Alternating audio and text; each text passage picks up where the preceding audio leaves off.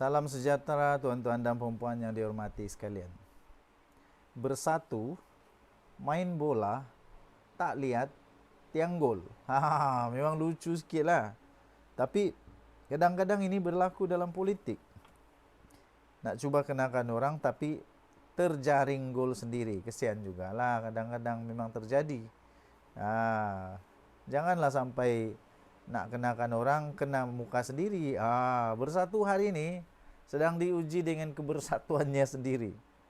Ujian ini harus mengambil ikhtibar daripada perang politik dalam PKR yang berantakan sehingga 2 menteri berundur. Bagaimana ini menampakkan satu kegagalan yang agak teruk kepada bersatu. Okey, tapi sebelum kita teruskan, saya ingin kongsikan satu produk daripada Transfer Factor, daripada For Life Research. Transfer Factor. Okey, ini adalah produk saintis. Dia sudah terbukti secara saintis dengan laporan saintis daripada yang ni Woodland Health Report. Dia disebut sebagai miracle molecule. Okey. Dia boleh meningkatkan imun badan sehingga 437% imun badan. Yang ini bukan testimoni. Orang saintis, doktor-doktor tidak minat dengan testimoni, tapi minat hanya dengan bukti saintis. Ini ada buktinya. Kedua, bukti seterusnya ada termasuk di dalam Physician Desk Reference. Ini doktor-doktor mengakui. Ini buku ini adalah buku kamus doktor-doktor. Sebelum bagi apa-apa produk dekat seorang sakit, ini rujukan mereka. Transfer Factor memang sudah masuk dalam ni. Seterusnya, bukti saintis yang ketiga, ini ada clinical abstract. Tengok berapa banyak kajian saintis dia. Ini bukan sedikit. Ini kajian saintis yang sungguh-sungguh. Okey. Kajian daripada Amerika, daripada Jepun, Meksiko, daripada macam-macam lagi lah. Okey, macam-macam negara yang buat kajian. Didapati transfer factor boleh meningkatkan imun badan sampai 437% kekuatan imun badan. Bagi anda yang memang ada masalah imun badan, penyakit kerana imun badan yang lemah, anda boleh cari saya, hubungi saya.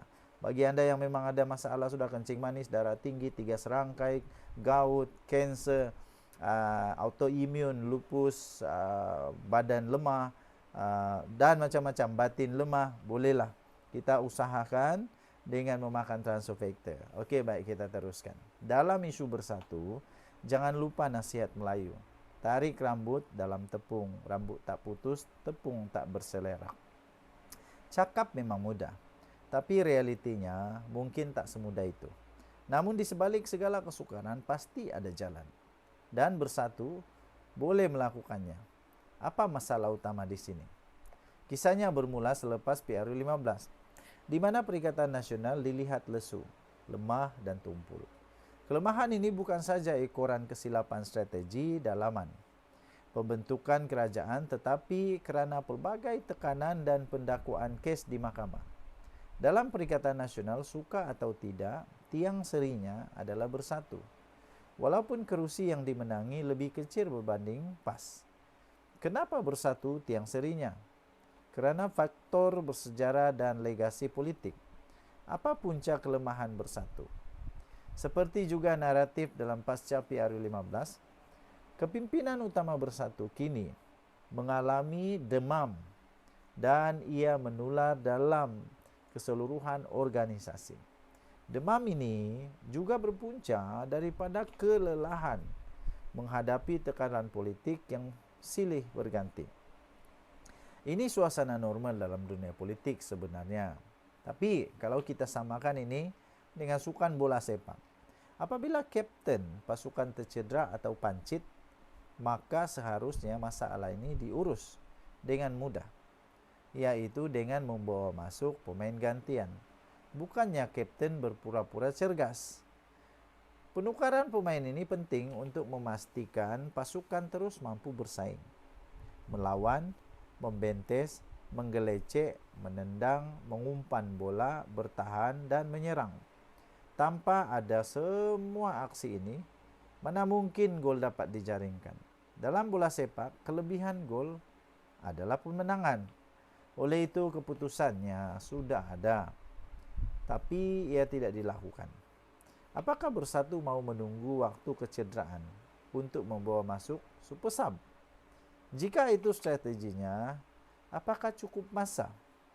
Cukup masakah Bersatu bagi pemain gantian itu melaksanakan tugasnya? Atau pemain gantian itu pula sekadar dijadikan kambing hitam apabila pasukan tewas?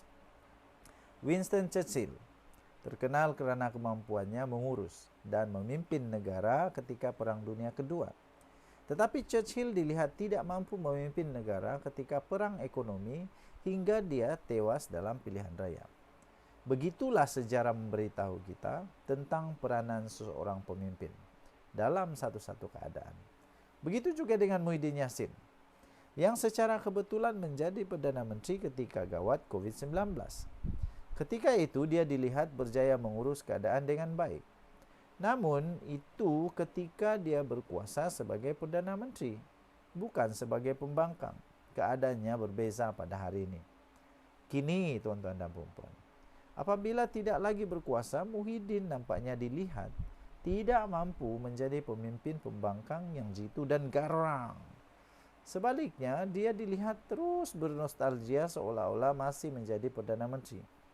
Rakyat hari ini memerlukan ketua pembangkang yang berani, bukan pemimpin yang dilayan seperti Perdana Menteri. Inilah punca masalah hingga menjadikan PN lemah. Kekuatan atau kelebihan rakan komponen pas tidak ada gunanya ketika ini kerana nahkoda kapal tidak berfungsi sebagai nahkoda. Apabila keseluruhan Perikatan Nasional lemah, mereka juga dilihat tidak mampu mengurus suara daripada rakan pembangkang yang berada di luar PN. Hingga kini Muhyiddin Yassin dilihat tidak mampu menyatukan suara-suara NGO dan parti-parti politik lain yang berada di luar PN. Kekuatan pembangkang tidak diurus dengan betul. Sebaliknya, kerja-kerja penyatuan ini dibuat oleh Dr. Mahathir Mohamad yang lebih lanjut usianya. Realiti ini amat menyedihkan buat semua kumpulan pembangkang. Ia cukup pahit untuk ditelan, tapi itulah hakikatnya. Apakah ada jalan keluar untuk pembangkang, untuk Bersatu dan PN? Jalan keluar itu ada, namun yang paling sukar ialah untuk memilih atau membuat keputusan. Dan setiap keputusan yang dibuat oleh kepimpinan Bersatu akan memberi kesan kepada seluruhan pembangkang dan negara. Negara memerlukan kesatuan, pembangkang dan pembangkang memerlukan kapten yang berani. Itu saja. Sebagai komponen teras dalam Perikatan Nasional, Bersatu sepatutnya perlu untuk bangkit agar kebangkitan Bersatu boleh memulihkan kekuatan PN dan pembangkang.